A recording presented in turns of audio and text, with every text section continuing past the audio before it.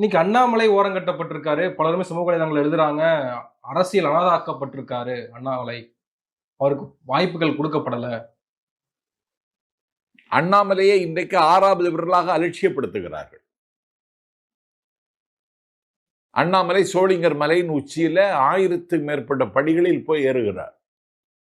ஒரு ஐபிஎஸ் பட்டம் பெற்று தமிழ்நாட்டில் அதிரடி அரசியல் நடத்தி திமுகவின் ஆட்சி அகற்றுவரை செருப்பு போட மாட்டேன் என்று சபதம் எடுத்த அண்ணாமலை இன்றைக்கு 1000 படிகளை தாண்டி யோக நரசிம்மருடைய வாசலில் போய் தியானம் செய்கிற நிலைமைக்கு அவர் தள்ளப்பட்டிருக்கிறார்.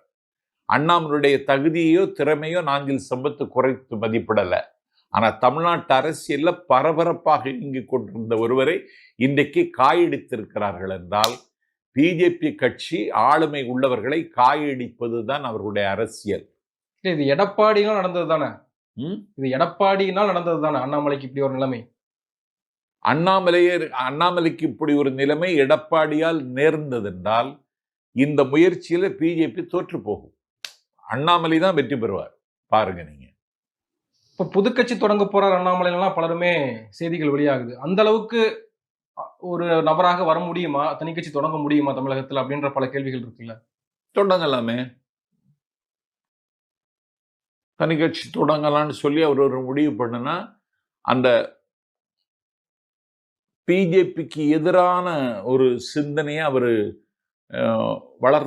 சிந்தனைக்குள்ள அந்த புள்ளியில் நின்று கொண்டு ஒரு கட்சி தொடங்க யோசித்தா ஒரு அந்த கட்சி தொடங்கலாமே.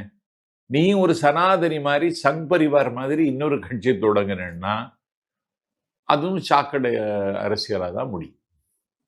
டிடிவி, ஓபிஎஸ், அண்ணாமலை, செங்கோட்டையன் இவர்கள் எல்லாம் இணைந்து ஒரு கூட்டணி உருவாக்குவாங்க. அதற்கு வாய்ப்பு இருக்கிறது. அதை நோக்கித்தான் அவர்கள் நகருகிறார்கள். டிடிவி தினகரன், பன்னீர்செல்வம், சசிகலா, அண்ணாமலை இவர்களெல்லாம் சேர்ந்து அதற்கு ஏதாவது ஒரு பெயர் சூட்டி, பெயரெல்லாம் ரொம்ப ஈஸியா கிடைக்கும். ஒரு பெயர் சூட்டி எடப்பாடிக்கு எதிராக, பிஜேபிக்கு எதிராக ஒரு காய் நகர்த்தினா ஒரு அதிர்வை தமிழ்நாட்டு அரசியல் அவங்க உருவாக்க முடியும்.